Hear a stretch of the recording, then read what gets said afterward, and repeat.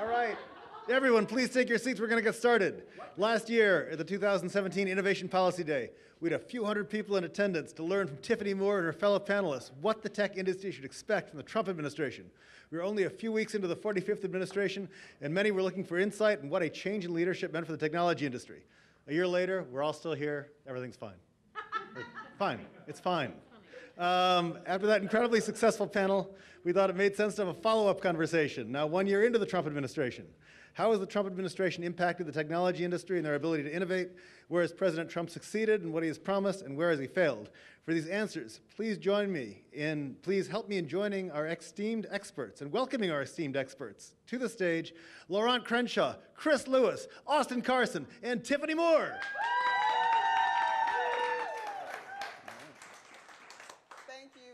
For coming to our wonderful panel to talk about tech in the Trump administration. I have great friends up here, so we're going to have some fun. I will start to my far right. We have Laurent Crenshaw, an incredible former Hill staffer that is steeped in tech policy. Recently was at Yelp, helped build out their Washington, D.C. office and their tech portfolio, and is moving on to another venture, which I'm sure he'll love to tell you all about. Some people already know. Next, we have Chris Lewis, who is at Public Knowledge, a think tank in Washington, D.C. that's focused on tech policy, particularly how it affects the consumer. Previously at the FCC, so we can talk lots of tech and broadband and all types of fun things. And then we have Austin Carson, another former Hill staffer who actually most recently was at Tech Freedom, which is a center-right think tank that looks at tech policy, and now is at NVIDIA and is like all AI everything. So thank you so much for joining us. Thank you. Excellent. So about a year ago, let's see, I have a little timer on here. So it is day 417 of the Trump administration. We convened here about a year ago to kind of think about, what should we expect from the Trump administration, particularly for tech policy. And so now we actually have 417 days under our belt to speak from. And so, what did the administration promise us? He promised us winning. He promised us he's going to make America great again. But if we get into some of the real kind of tangible things that campaign promises he made, particularly when it affects the tech sector. He talked about tax reform. He talked about reducing regulations. He talked about ensuring that America was safe. And so kind of within those priorities, we kind of weave in tech all throughout there. And so kind of one of the big promises that the president made and that he's actually fulfilled is the idea that we need to make sure that there isn't regulatory overreach. He's come out with a number of executive orders specific to regulatory reform. There's one in particular that says for every regulation you want to push, you have to reduce 2. And so what does that mean for tech? I mean, I can tell you our vantage point at the Consumer Technology Association is that we don't want to regulate the tech economy.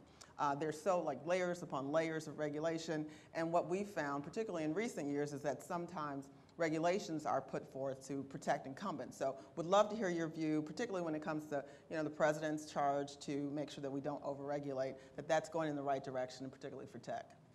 Sure. I'll just sort of kick things off here, and then anyone else who wants to jump in. I think we're at a really fascinating point in regards to sort of tech in general, but tech year one under Trump, going off the theme of this, I think you can't just sort of use it as a general term, and you have to sort of start parsing through and talking about specific areas of technology in general. So, for example, hardware-based tech. So if you're a semiconductor company, if you are a manufacturer of smartphones or some other sorts of devices, you are loving year one under President Trump, especially from a deregulatory side, and also the opportunities that are presented for actually, from a cost standpoint, being able to focus more of the new factories or new work that you're doing back within the American space, or just whether it's tax reform and being able to repatriate billions of dollars in income that you earned overseas back into the U.S., or having a regulatory environment that allows for the supply chain that goes into manufacturing that cell phone, that lithium-ion battery, or that television to actually relocate back to the U.S. versus just having having to do it in Mexico or in China because there was a friendlier regulatory and environmental climate there that allowed for all of those suppliers to be there.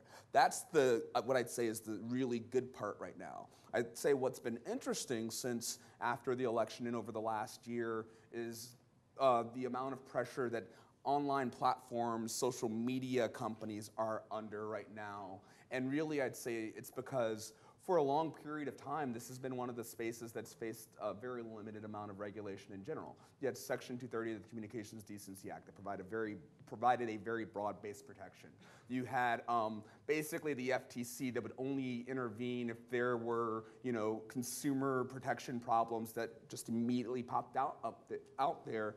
Otherwise, you had an environment that really allowed for social platforms to grow and to thrive and to develop their product and to refine it in a limited regulatory space and environment. But now you're at this standpoint where you see a lot of policymakers, both in the administration and in Congress, who think that in this environment absent regulation, that they haven't done enough to self-police the content on their platforms. And now you're hearing this build up from both sides of the aisle about trying to find new ways externally to place regulations on a lot of the internet platforms, or just exert a greater deal of pressure to get them to start policing themselves more. I'll add, I think that's a good description of the dynamic that you see a lot of high-tech companies facing. Our perspective of public knowledge is that perhaps the pendulum has swung too far. So when you have this concept, for example, that for every one regulation we need to get rid of two, that's just too blunt of an approach to regulating. I'm probably the most regulatory friendly person up here, but I think the balance that you're looking for, we don't get from that sort of approach. And so what we've seen in year one from the Trump administration is a real rollback of regulations on the large incumbent side of the tech sector. We're really talking about the companies that have been at it as broadband providers that have traditionally been under Federal Communications Commission regulations. And we've seen the consumer protections there be rolled back into what could really be a race to the bottom if we're not careful. And so while folks on both sides of the aisle, as Laurent described, are now calling out specific harms, specific concerns that might come from large tech companies, and we have to work through and step through those very carefully to make sure that that consumers are protected in a way that doesn't stop innovation and doesn't stop competition. We also need to make sure that we're not in a race to the bottom. And so where we've seen in year one privacy regulations for broadband companies be rolled back and eliminated, net neutrality rules rolled back and eliminated, consumer protections around deployment of broadband and making sure that there's a high standard for quality of broadband so that all communities, small and large, can participate in the internet economy. We've seen those consumer protections rolled back. And so at the Federal Communications Commission, where a lot of tech startups don't necessarily fall under their jurisdiction, we've seen some of these old incumbents protected in a way that I think is out of balance. So the only thing I would really add to that is, to the point of it being more specific and to be more of a scalpel than a sledgehammer or an axe. I mean, I think that that's a great way to look at it, that we should focus as much as possible on the outcomes that we want as opposed to how we necessarily get there. So I think, figuring out, exactly why are we fine? I don't want to talk about this because I know the answer and I agree generally with what you think on it. But for specific aspects of privacy that are regulating either like legacy or near legacy technologies, there's an opportunity with a different side of the incentive to change the regulatory mindset. I was talking to a friend from the UK who was describing how when they did a one-in, one-out system, regulators went from what you often see in congressional committees where they're like, all right, this is our jurisdiction and we got to do as much as possible so nobody takes it from us because that's literally the worst thing that can happen. To an environment where they were much more focused on like what was the best possible outcome of the combined act of both removing a regulation and creating one. So I think it's important to remember that even though we normally don't think of those types of nitty-gritty parts of the government as being governed in an ecosystem, that they are in fact, And the more that we can rationalize and be reasonable, again, on the outcome-focused nature of it, that it will ultimately be a positive thing. But I did used to work at a libertarian think tank, so. Of course. And Chris, to your point, the executive order, particularly when it comes to, it was an executive order that basically said for every regulation you want to create, you have to remove two. Now, yes, we do believe it is a blunt instrument, but it does kind of change the mindset to the point you were making, Austin, about kind of how we view regulation and how a regulator should view it. Is it to regulate?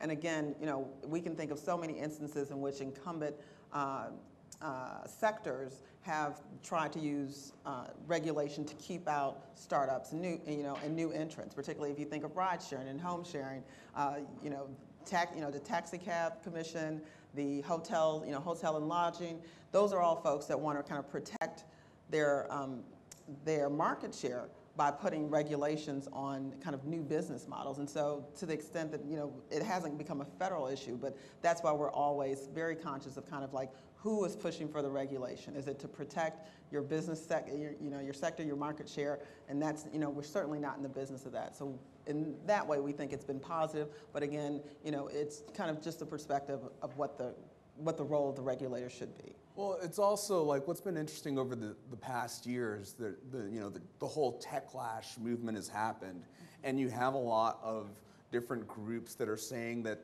platforms should be regulated in some facet or in some aspect. But then once you actually get into the nitty gritty of beyond saying that you have an issue with Facebook for whatever, or Amazon for X or Y, and ask like what actual regulations do you think that they need? Like what would actually make a more competitive marketplace and you go against this platform dominance concern that you might have. And generally speaking, you can't get a workable answer out of any group at this point other than that the regulatory agencies need to be more observant and more active and more involved. And so I think that that's really sort of going into the bigger picture here. Certainly, part of the backlash comes from mistakes that were made within the individual companies based off of certain, things that happened over the last year or so. Then beyond that, it's just generally speaking the fact that these have been very successful markets, both in the Trump era and then prior under the Obama era. They've continued to experience a tremendous amount of growth, and just, you kind of have to avoid the big is bad scenario, which sometimes can come about here. Well, yeah, I mean, at the end of the day, big is not bad, right? It's like if you're big and you abuse a marketplace, then that's one concern. But if you're just large by yourself, then that's a whole different scenario. But there are cases, I think, where there needs to be greater scrutiny of a large dominant player there. But I think that really, and this goes to a point we were talking about earlier. People still need to realize, and I hope even in this era, and by us being here at South by Southwest, that the technology is not the thing that's bad.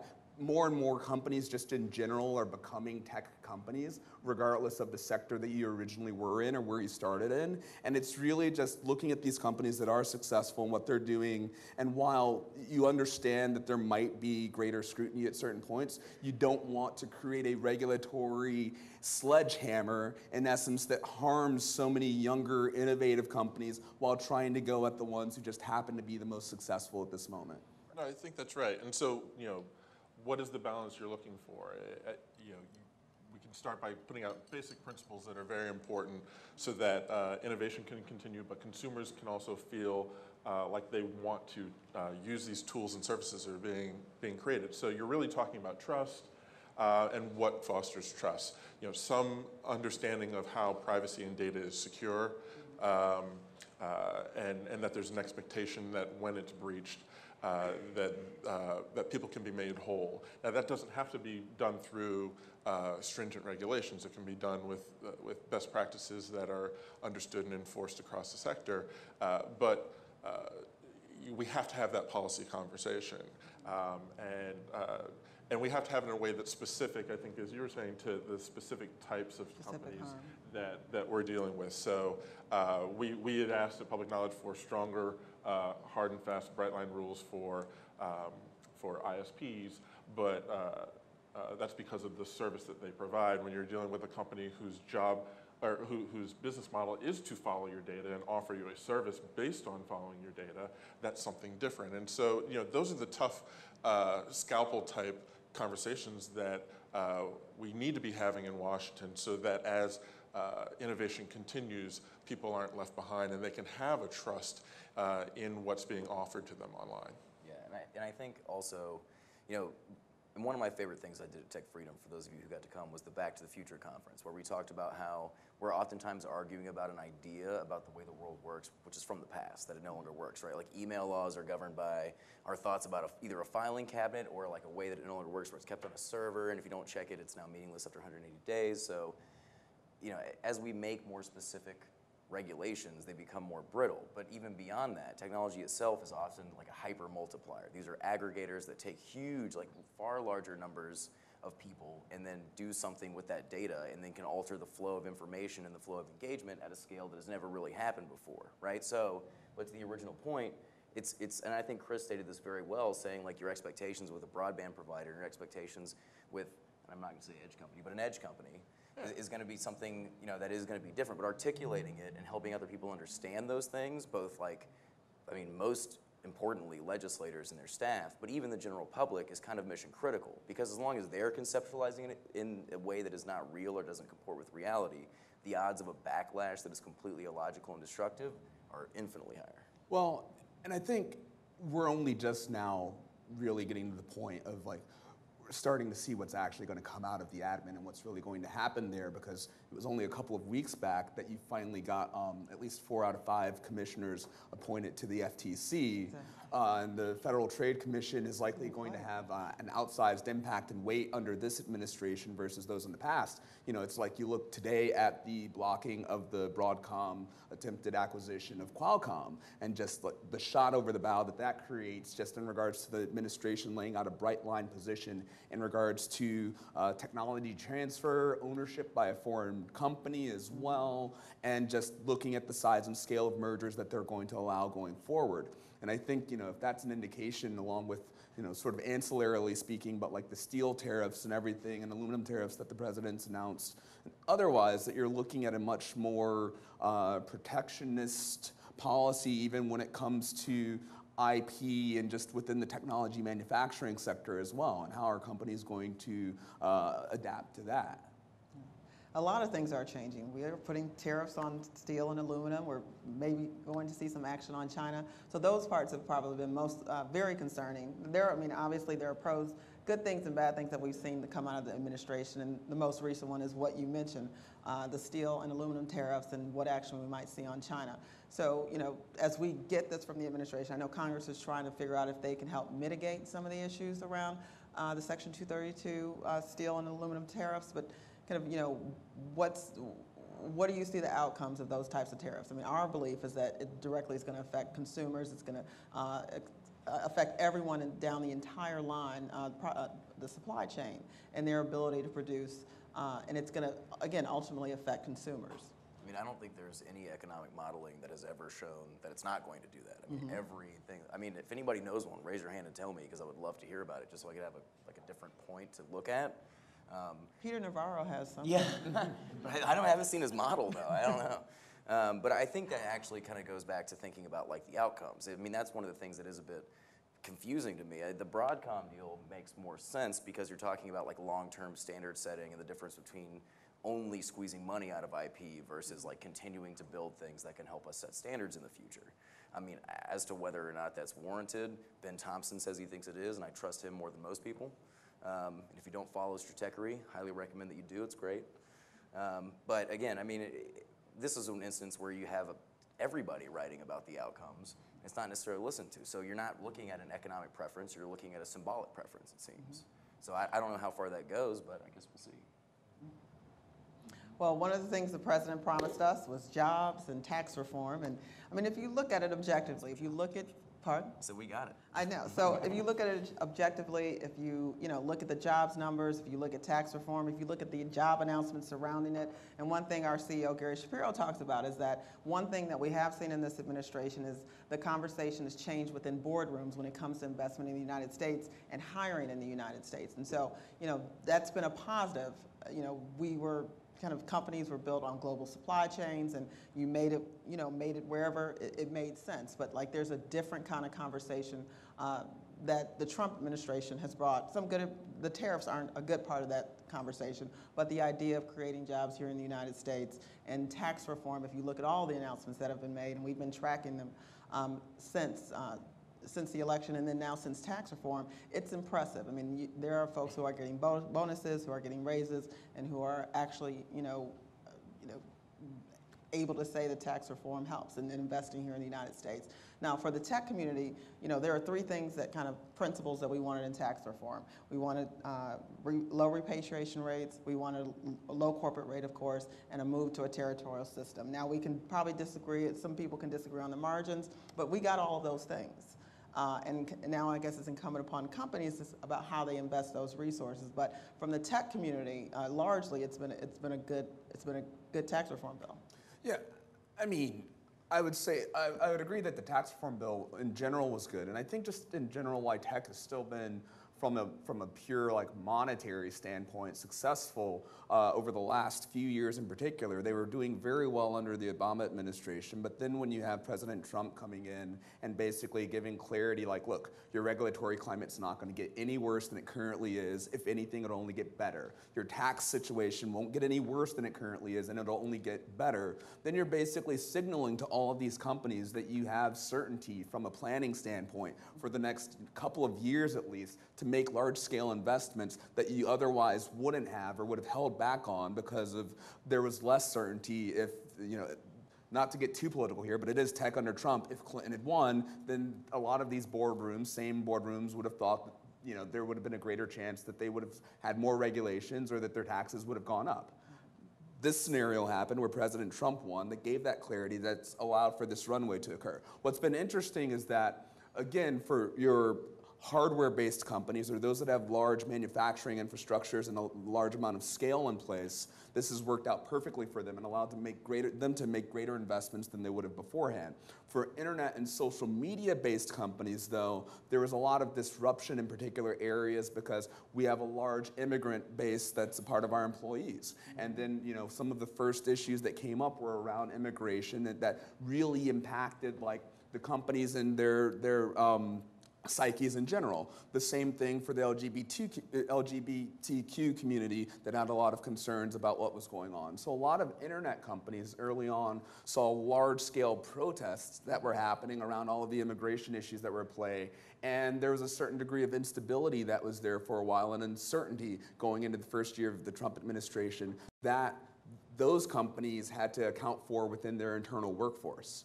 So, which, sort of shook things up, and a lot of companies had to go back and tell their employees, you're going to be okay. We're going to fight for you from an H-1B status. We're going to help with the Dreamers as well in order to basically ensure that their employee base would continue to work and function properly versus, taking days off or going and, trying to more outwardly fight against it on their own.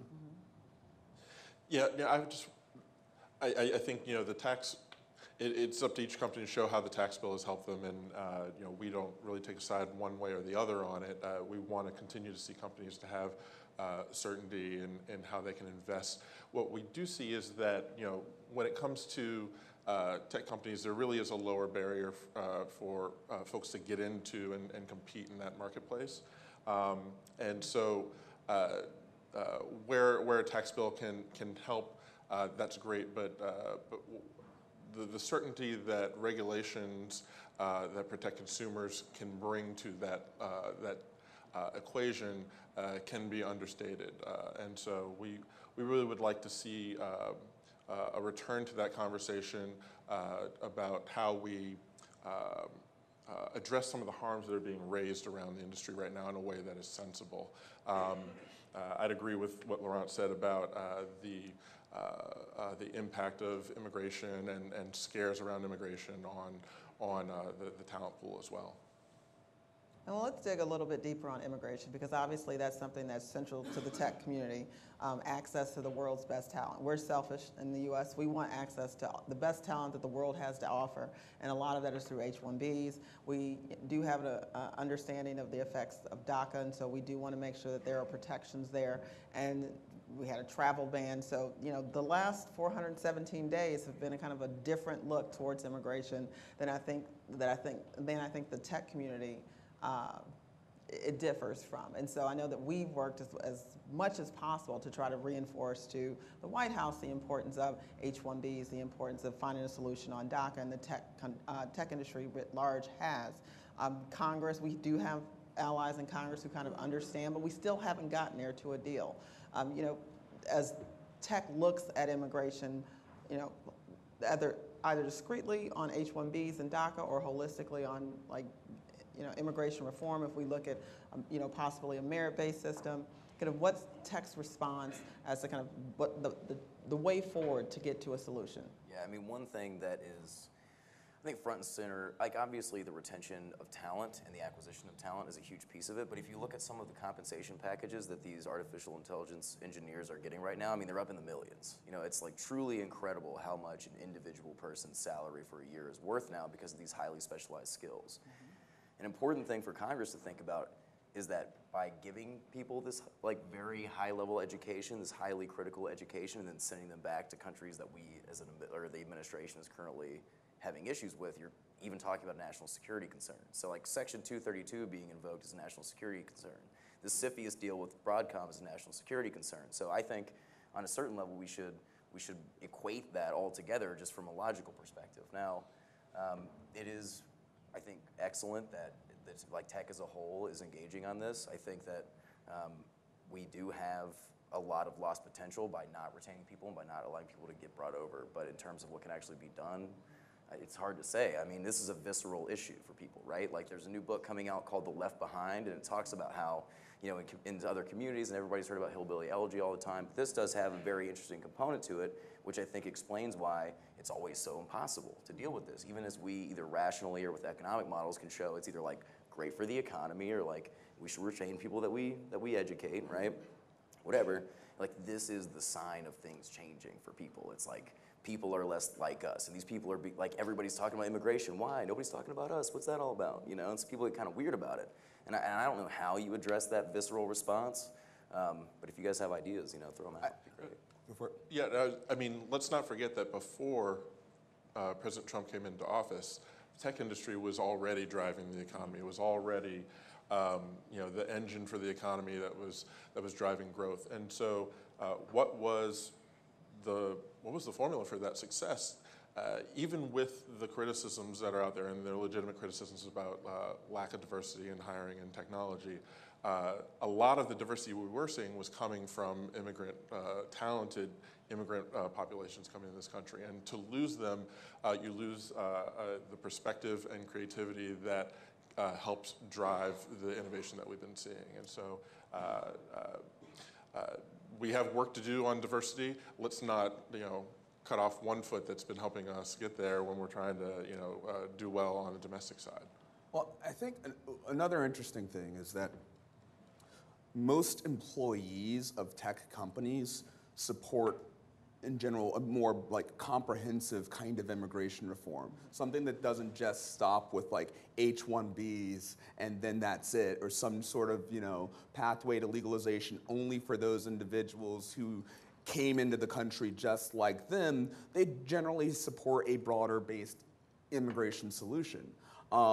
At the same time, certainly some of the executives would probably say, you know what, if I could just get my H-1B situation worked out permanently, that's great, I'll take it. And so they may have a concept of immigration reform that's somewhat similar to what the president has said, because the president has said he supports going to a merit-based system, and a merit-based system of where you rate people based off of their education level and their English-speaking abilities would inevitably play towards people who likely would already be able to get jobs at these technology companies. But the CEOs of most of these tech companies aren't going to necessarily come out and say, we support that as the only solution, because their employees would then be like, what the heck, you're turning your backs on us because we as an employee of this institution think that there needs to be a more comprehensive approach here. And I think it's really the challenge for the companies themselves is for the executives to really get to a point of being able to cross that divide, right? Because in certain ways, they may agree with the president in regards to their outlook on immigration, but in order to keep their employee base satisfied and to sort of represent those merits, they have to look more broader in scope. And I think that's just another part of the difficulty of the issue on immigration, aside from the fact that border security continues to be prioritized as the near-term solution.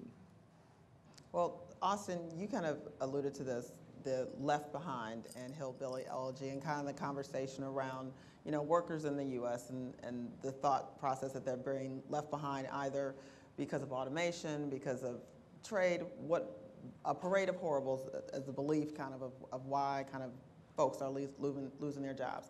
And we as a tech industry have a responsibility to kind of address those issues, and we see it kind of in two pieces. K through 12 education is important, but how are we addressing the anxiety of someone who's 45 years old right now, working on a line, not clear if they're going to make it to retirement or if they're going to be replaced or displaced? And so one of the things that we have been pleased with the White House is their conversation around the future of work, around apprenticeships, about different job training models. And at CTA, we made a commitment when Trump was elected that we wanted to focus on this, but we understood that it was a larger problem, and he placed greater emphasis on it. We hired a vice president of U.S. jobs to kind of focus on what tech companies are doing, because they're doing amazing work. I mean, if you look at Amazon, some of the work that they're doing, and so he's brought the conversation back as what are we doing to make sure that we make sure that our workforce, current and future, are prepared. So that conversation has been a welcome one from the Trump administration. So I think the focus on apprenticeships is great. I mean, I think the idea that you're going to have people go sit in a classroom and learn how to code, and that's going to make tech jobs come to areas that doesn't exist is like laughable. And I also think that like just the perception of possibility is kind of huge. Like if you have a community where nobody in your community looks like the people out in Silicon Valley, right, or nobody in your community has gone off to program for autonomous vehicles or work on some other emerging tech in some way, you're never going to be like, that's a good idea. I'm sure I could go do that. It'll be fine. So I think anything that can be done to both incentivize those apprenticeships and honestly to incentivize, and this is going to be on state and localities more than it's going to be on the federal government, because I mean, this is a principal tenet of federalism isn't just because we like the idea of that split, but it's because the states and local areas will have a sense of what will actually function. Exactly. So I think that any kind, and we worked on this at the Dell Policy Act actually, which was a good time. Our idea is what I'm about to cite from, but I think the idea that it is a national prerogative, I think, to enable states and local areas to determine how can they bring that back home. Because if you don't, you're going to have the perception of Morlocks and Eloy and people that have to fight against each other in two separate companies in the middle and the coast, which is more or less what the perception currently is. And that has to change. I mean, the whole idea of America is that we're ultimately coming together under these central ideas, but if we have totally divergent lives and totally divergent expectations for economic possibilities, it's going to be over. So, Yeah, no, I agree. Coding is not the only way to work in the tech sector, and the more we're creating opportunities in communities that are not on the coast, there are so many things that people could be doing that are not coding that they can be trained for. I mean, you just look at, again, I come back to some of the consumer harms that are being raised right now and how some companies are trying to deal with them in the absence of any regulation. They may point towards best practices that other companies in the industry could follow. So, if you have concerns about content management, companies like Facebook and others are having to hire hundreds of people to help manage, artificial intelligence is the same thing. People have concerns about the power of artificial intelligence and the decisions that it's making, that they're making. Who's going to monitor those systems? That doesn't take a coder, that takes someone who's smart and makes smart choices, and they can be trained to do that, and you can be trained to do that anywhere if your community has access to high-speed broadband and access to these retraining programs. So one of the things, and to sort of riff off of my hackathon, my hack from the policy hackathon as well, from Saturday, that I'm excited about is when it comes to the future for virtual and augmented reality being utilized for as a tool for training and for actual hands-on apprenticeship. So it's one thing to sit in a classroom or to just look at a screen and see someone talk about something or lay it out there. It's another thing to have on an immersive headset and in essence be able to learn by doing and actually go through that process and function. And I do think that coupled with utilizing already created infrastructure such as libraries, community and regional libraries for underserved regions as well, since those areas tend to, in certain communities, be the only place that will have a broadband connection, as well as one way to help address the digital divide that's out there right now, and the broadband divide, especially when you have over 200,000 libraries all around the country, including in many rural areas, at least in counties, that could be modified and used for that. That might be more of a tech under Trump year 4 versus a year 1 discussion, but that's really, I think, another option that can involve like really creating a virtual apprenticeship program around that to address, as jobs are training, there are certain jobs that just are going to be gone, whether it's because of robotics and greater efficiencies that are out there, autonomous vehicles or others that are out there, but there's still all of these other new jobs, as you said, that are being created, Chris, and all of your tech companies are still growing hand over fist, and so including in the sense of hiring, whether it's content moderators, whether it's just user operations people, as much as like the machine element continues to come into play, there's now this whole new human element that's there that kind of goes back and looks over the shoulder of the machine element to see if it actually thought like a proper AI would, or if it kind of made an error somewhere, right, and to kind of be correcting in that way. And so there are a lot of areas from a job standpoint, I think, that are arising this year, and that keep the future exciting. Yeah, I actually also think it goes back to the diversity point, both in terms of like geographical and cultural. Absolutely. Because if you don't have data scientists that come from places that are different from San Francisco, you're going to have everything looking like San Francisco. We were talking about how the first image recognition software back in MIT in like '96, everybody in the office tried it out and identified them except for the only African American that worked there, because they didn't even think to possibly worry about how that could be different for image recognition. So we're going to see this in further and further refinement of data. But to Laurent's point, it's experiential knowledge that's going to change things here. And as long as the experiences that we have are totally diverged, it's going to be difficult to imagine how we could like bridge that gap. So I want to get to AI, but you mentioned broadband, access to broadband. Yes. And of course, the White House, the Trump administration promised us, great infrastructure. And we're going to probably spend billions and billions of dollars. It may not be year 2. We're hearing it might be year 3. That's what we're hearing. Yeah. But billions of dollars on the physical infrastructure. But a piece of that has to be the broadband infrastructure. If we're going to spend billions of dollars, let's make sure we do it right, whether it's Dig Once policies or making sure that we reduce barriers now, back to the regulatory process, reducing barriers to broadband deployment.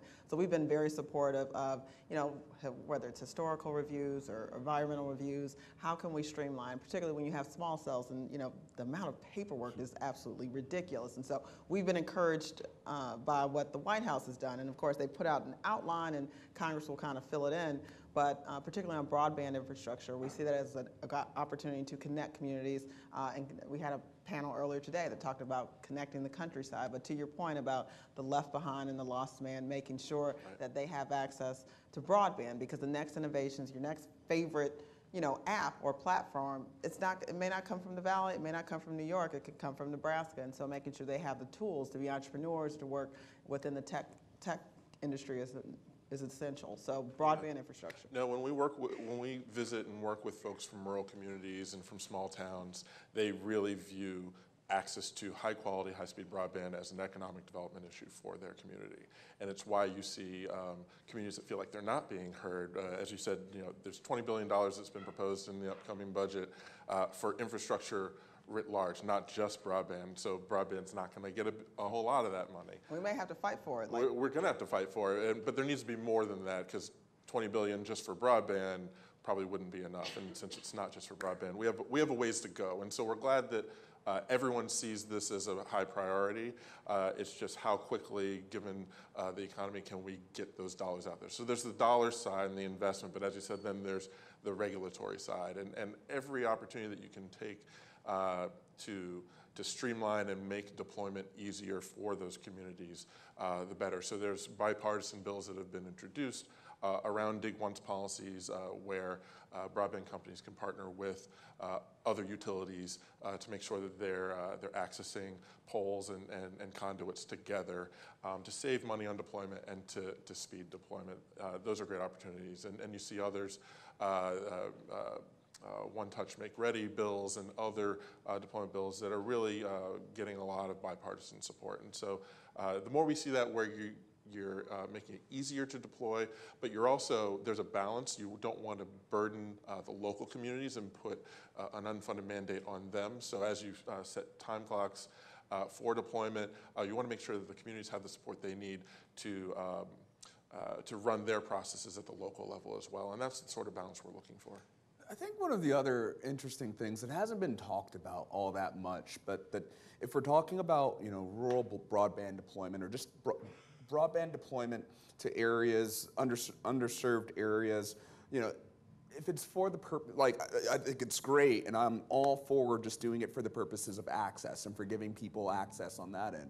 But it's a whole different scenario if we're talking about it for like innovation and job creation and growth, because the one thing that we haven't really talked about and that's still lacking is just general access to capital for folks within these areas, because the problem is that you can be from a very rural area, get that broadband access and come up with a great idea, but then you're not going to be able to grow it there. You're not going to be able to get the capital necessary to say, you know what, I love my small town, this is where I'm going to make it, because all of the capital is either in Silicon Valley or New York or a bit now in Austin, which is awesome since we're here, but the company and the owners are then typically forced to move to one of those centers of excellence where the capital is already located there in order to actually even try to scale and grow their product. So maybe one of the other things that's been missing from this discussion is, some sort of like a innovation bank or something as well that's a part of that infrastructure money, so that if you're a small startup within a rural area, that you could then at least get access to additional funds to try to grow your product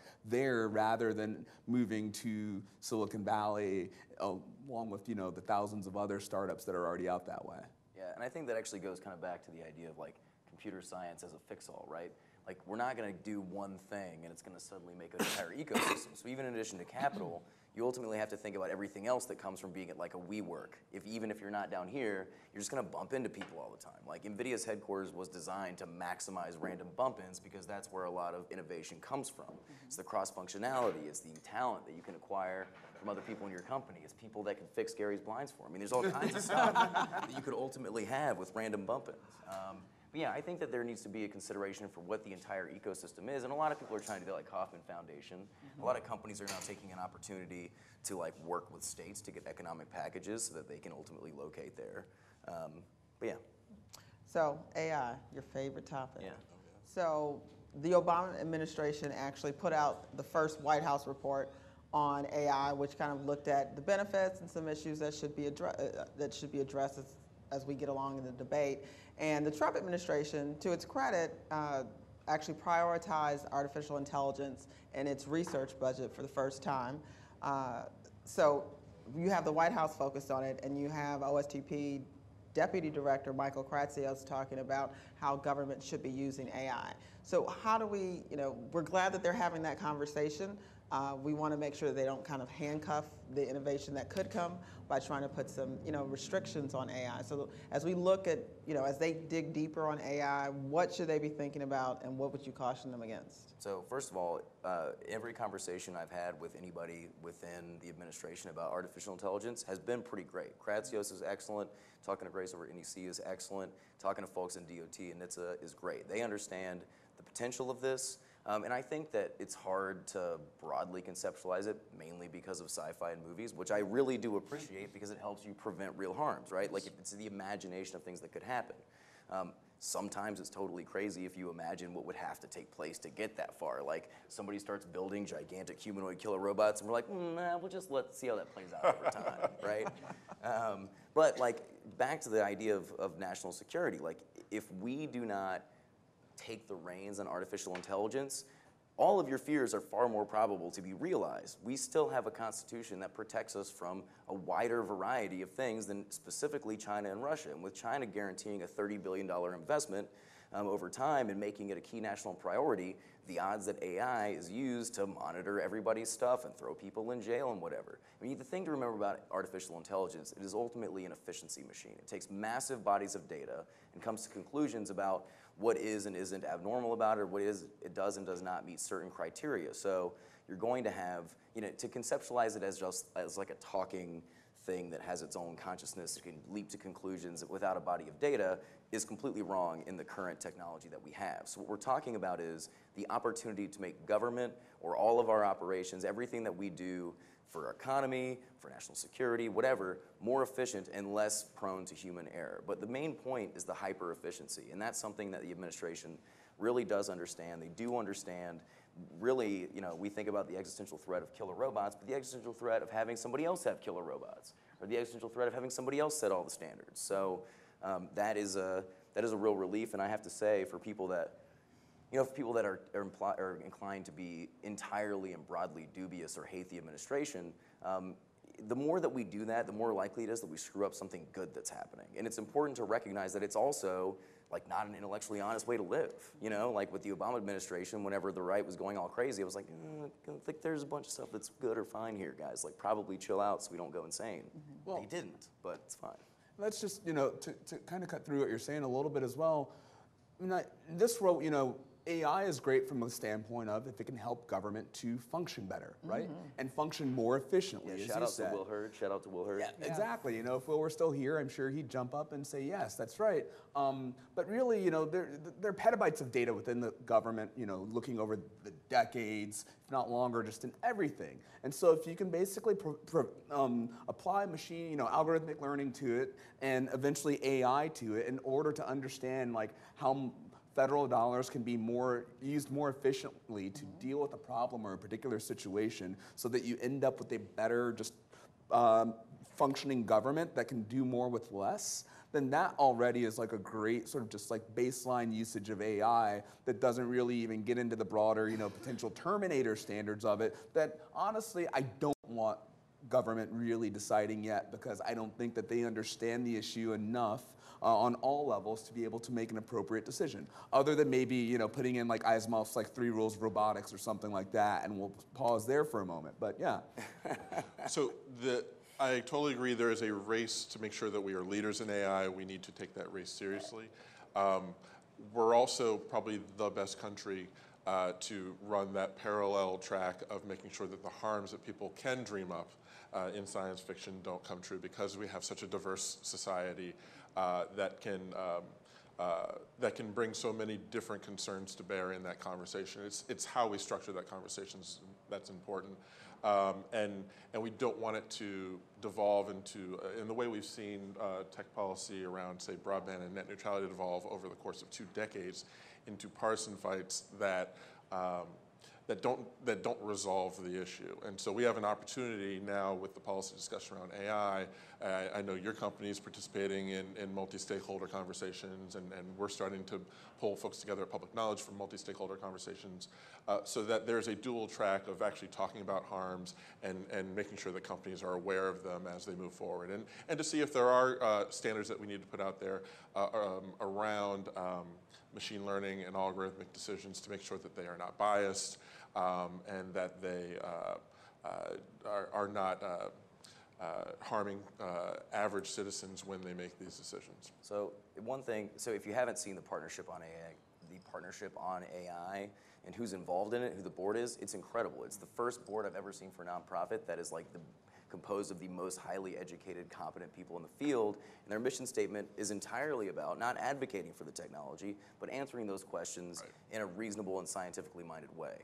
One thing, at NVIDIA, by far, I feel like it's like 8,000 of our employees are engineers and data scientists. And if you want to understand how this actually all functions, you have to rely on the data scientists who are creating it. And these companies, all of the companies involved in this, understand that getting it wrong is an existential threat, and that not removing bias is removing possible economic activity. So you will have some that will play by an old rule and try to remove liability to an excessive component so they can just hand wave it away and go back to business as usual. But the ones that get it right will be the tech companies of the future. It'll be the Google and Facebook of the future if Google and Facebook get it wrong. Yeah, but at the same time, it's okay if a company is still iterating and still testing, it's okay for them to get it wrong. Companies get stuff wrong all the time. I mean like an aggregate, like a macro super get it wrong. And so I think, part of what's been interesting is that you just need companies to be sensitive enough because, we were talking for a while earlier, like a lot of the companies that we've all either worked at or worked with are, they're engineering driven and I love the engineers that I've worked with at the past, but sometimes they see things through the eyes and lens of an engineer. And so it's like they can make an ain't it cool product and think like, man, this is a great product, people are gonna love it. And then they show it to their other engineer friends, or maybe they A/B test it on something and they're like, all right, this is perfect. And then they put it out into like the big wide open world, and then they realize all of the problems that were actually there, whether they were, you know, based off of like a gender like related issue or something, or like, you know, sort of the best example for AI was the Microsoft bot that made it about 24 hours on the internet before it had to get pulled because people started machine training it to basically like Hitler, unfortunately. Internet for you. Yeah, that's the internet for you.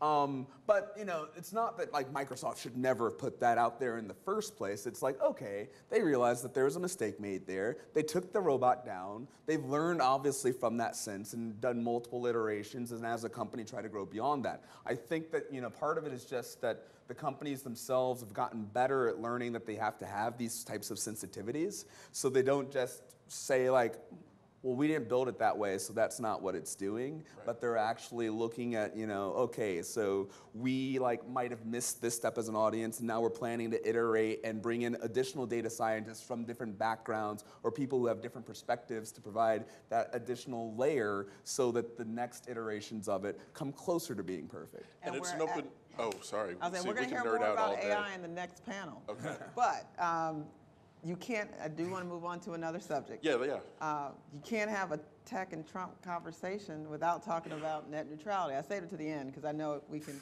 you know, we spent so much time. I don't even have to. Can't we just go back to AI? It's so boring. There's an AI panel. Yeah. So net neutrality, obviously, the FCC rolled back net neutrality rules. Years and years of money and resources and time have been spent on issues that we generally agree with, you know, on, but kind of the approach on how to get there has been the subject to litigation and partisanship for years. I mean, ultimately, if there's more competition in broadband, some of those issues solve themselves. But obviously, there are different views, points of view on net neutrality and kind of the administration's approach. Yeah. So the bad news is that we currently have no net neutrality protections. There are no protections right now. The rules were repealed in December. And the other bad news is that the competition in broadband that we would all love to see is not there. In fact, we continue to see merger after merger of cable companies and telecom companies. And we also see them merging with content companies to give them the ability to match the incentive that they already have. The rules give them the ability to match the market incentive that they have to prefer their own content over others and to squeeze out competitors or small startups that could be competing with them.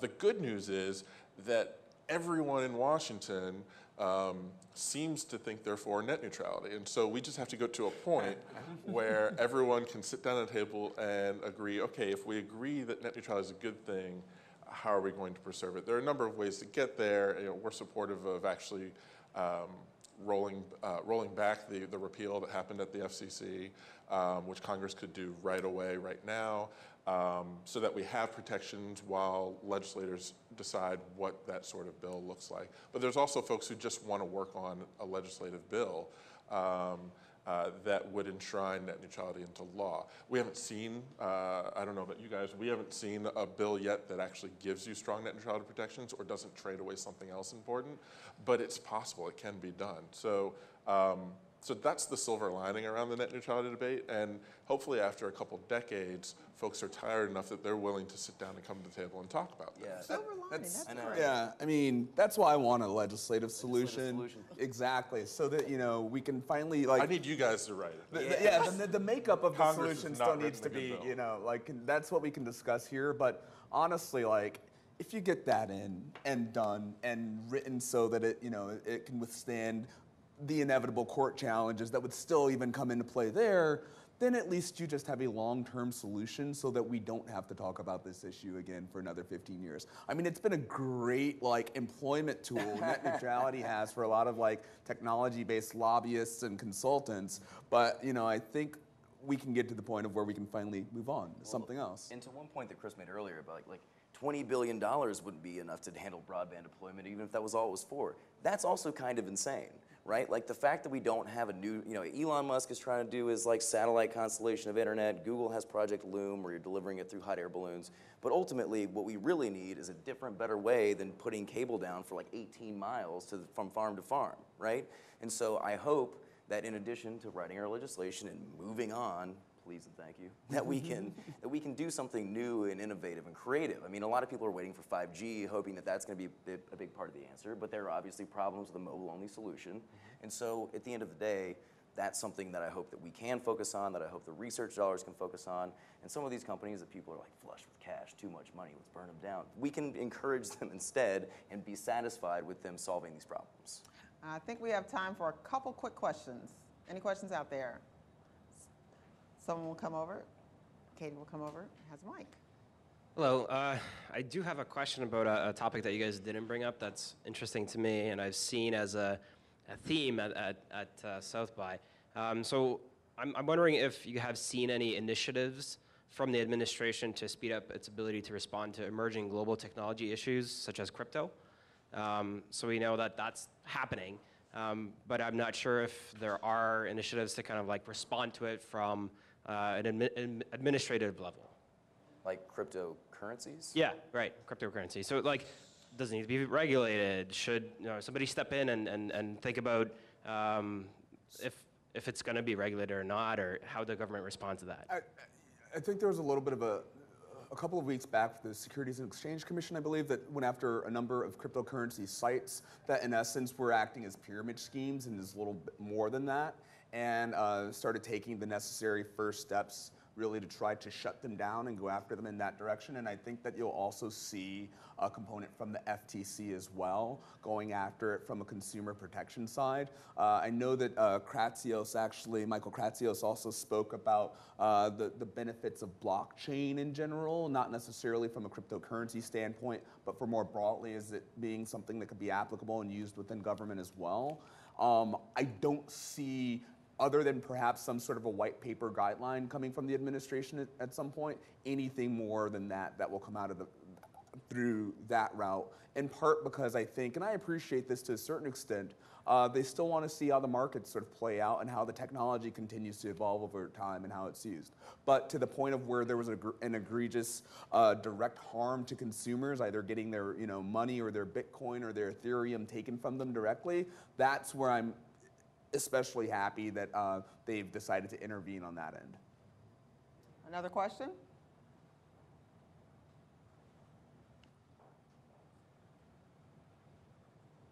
Of anybody that kind of talks to tech policy folks in DC, the net neutrality debate was one of the most simple and hyper-polarized in recent time. I'm curious from each of you, what is the next rather simple but slight disagreement on possible solution that is going to become hyper-polarized and rather mainstream? Fake news. Fake Yeah. news. Fake news is a good one. Yeah. Privacy is one that's in danger of it, honestly. I think AI is too young, but I'll reiterate the point I made earlier. The sooner that we get stakeholders at the table talking about harms, the better, because it's a way to set clear values on what people want to make sure is protected while not harming companies and their ability to innovate. And so net neutrality just has a long history. And an offshoot of, I think, of the fake news discussion is just going to involve political disclosures and online advertising as well.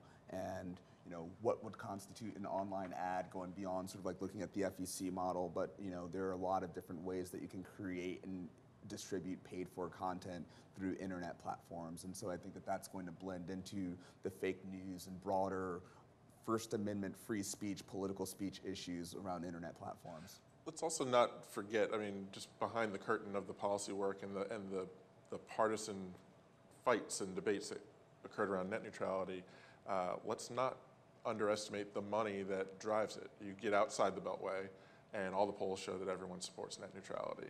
You get inside the Beltway, and you have different parties getting money from different companies in different sectors. That dynamic, unless you fix campaign finance reform, is never going to go away.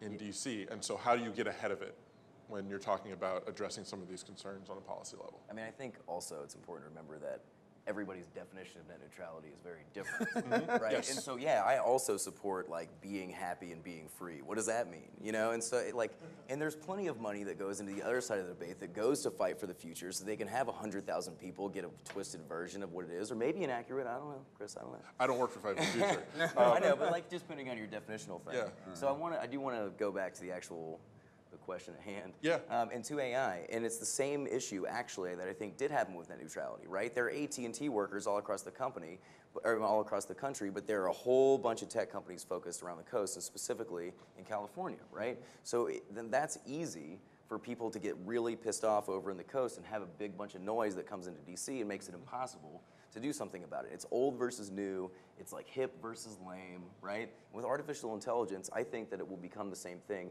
if we do not proactively, I mean, democratize, but like bring it to local communities. Yes. And a plug for NVIDIA. We have a program called the Inception Program, where we have 3,000 startups that get support from both like a technical and a hardware perspective, so that it doesn't become just gigantic companies that control this stuff. And I hope that everybody will participate in that from like not Inception Program, it's a little complicated, but like, you know, just in the concept itself. And I think that if we do not, we will find ourselves in a way worse version of this. Absolutely. Andy? If I think our time's up. But in closing, I would just say we have a lot of issues before the administration, the Trump administration. Whether you agree or disagree, I think we would all say that they're incredible professionals who are at the White House and who are at agencies who we work with, who are really committed to innovation and have given a clear runway. Can do some really great things, particularly on emerging technology. So with that, I want you to help me thank our panelists for joining us today.